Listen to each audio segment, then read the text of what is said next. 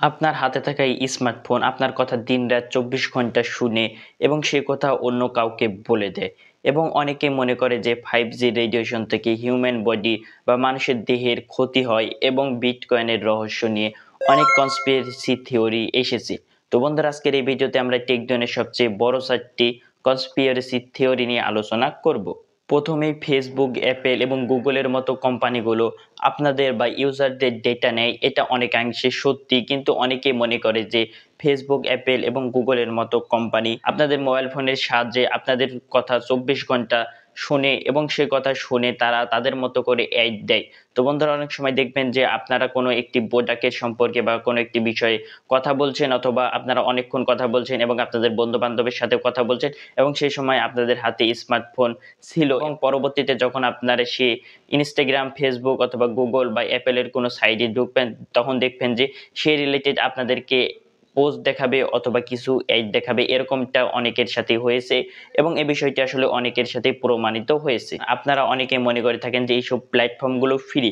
কিন্তু না, এইসব প্ল্যাটফর্মগুলো ফ্রি না। আপনাদেরকে শুধুমাত্র এরা ফ্রিতে ইউজ করতে দেয় এবং প্রোডাক্ট হিসাবে তারা আপনাদেরকে ইউজ করে এবং আপনাদেরকে অ্যাড দেখে তারা এখান থেকে ভিউজ পরিমাণে ইনকাম জেনারেট করে। দ্বিতীয়ত, অনেকেই মনে করে যে 5G রেডিয়েশন থেকে হিউম্যান বডির অনেক ক্ষতি হয় এবং বন্ধুরা, এই বিষয়টি অনেক যে ইন্ডিয়ার বড় বড় ইউটিউবার রয়েছে তারাও বলেছে যে তারা যখন ইন্ডিয়ার যে 5G টেস্ট হচ্ছিল তখন তারা সে টেস্টে গিয়ে যখন 5G টেস্ট করছিল আধা ঘন্টা পরে তাদের মধ্যে অনেকেরই মাথা ব্যথা হয়েছিল। কিন্তু বন্ধুরা, এই বিষয়টি আসলে এখন পর্যন্ত সায়েন্টিফিকলি প্রমাণিত হয়নি যে 5G রেডিয়েশন থেকে কোনো ধরনের হিউম্যান বডির জন্য ক্ষতি হয়।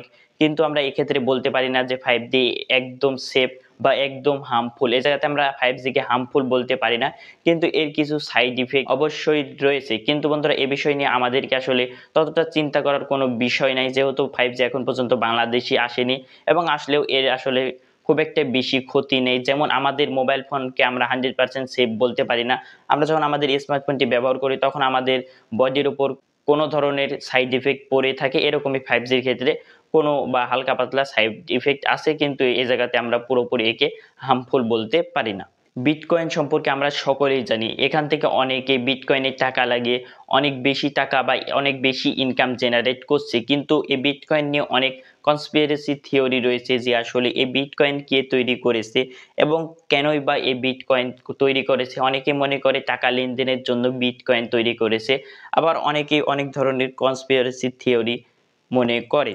তো আসলে বিটকয়েনের যে ফাউন্ডার রয়েছে, এই ফাউন্ডার সম্পর্কে কেউ জানে না। তাই জন্য অনলাইন থেকে বা অনলাইনের ইউজাররা তাদেরকে একটি আন্দাজ করে একটি নাম দিয়েছে, সেটি হলো সাতোশি নাকামোটো। এই নামটি তারা দিয়েছে, কিন্তু এই ব্যক্তিকে আসলে নির্দিষ্টভাবে কেউ চিনে না যে আসলে বিটকয়েনের প্রতিষ্ঠাতা কে। এবং অনেকে মনে করে যে এই ব্যক্তির কাছে অনেক বেশি বিটকয়েন রয়েছে এবং ভবিষ্যতে যখন তার এই বিটকয়েনগুলো সে বিক্রি করে দেবে তখন বিটকয়েনের দাম হুট করে কমে যাবে এবং এক্ষেত্রে অনেকেরই ক্ষতি হবে এবং অনেকের লস চলে যাবে।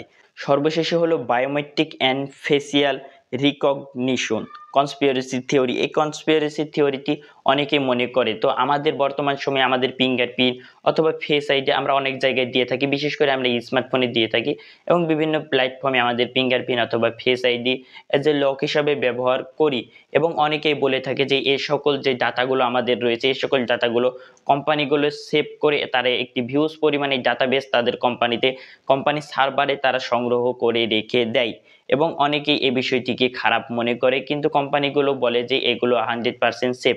কিন্তু যদি বন্ধুরা আমাদের এই সকল বায়োমেট্রিক ডাটাগুলো যদি হ্যাক হয়ে যায় তাহলে কি হবে? অবশ্যই এ জায়গাতে কোম্পানিগুলো এই সকল ডাটাগুলো সংগ্রহ করে থাকে তাদের একটি নির্দিষ্ট গোল পূরণ করার জন্য, তাছাড়া কোনো বিষয় নয়।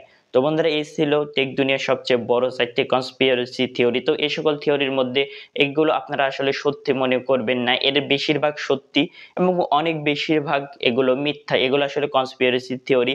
১ম যেটা বললাম যে আপনাদের স্মার্টফোন আপনাদের কথা শুনে, এটা আসলে অনেকেই প্রমাণ করেছে এবং বাদবাকি বিষয়গুলো এখন পর্যন্ত একটি কনস্পিরেসি থিওরি হয়ে আছে। তো বন্ধুরা, আপনাদের কাছে এই ভিডিওটি কেমন লেগেছে অবশ্যই কমেন্ট করে জানাবেন এবং বন্ধুরা, এরকম ভিডিও যদি আপনারা আরো দেখতে চান তাহলে আমাদেরকে বেশি বেশি কমেন্ট করবেন এবং আপনাদের এরা কোন টপিকের উপর ভিডিও দেখতে যাচ্ছেন আপনারা যদি টপিক সাজেস্ট করেন তাহলে আমরা সেই রিলেটেড টপিকের উপরও ভিডিও দেওয়ার চেষ্টা করব। তো বন্ধুরা, আশা করি ভিডিওটি ভালো লেগেছে। যদি ভিডিওটি ভালো লাগে তাহলে like, comment, share and subscribe করা ভুলবেন না। দেখা হচ্ছে পরবর্তী কোনো ভিডিওতে। ততক্ষণ পর্যন্ত ভালো থাকবেন, সুস্থ থাকবেন। আল্লাহ হাফেজ।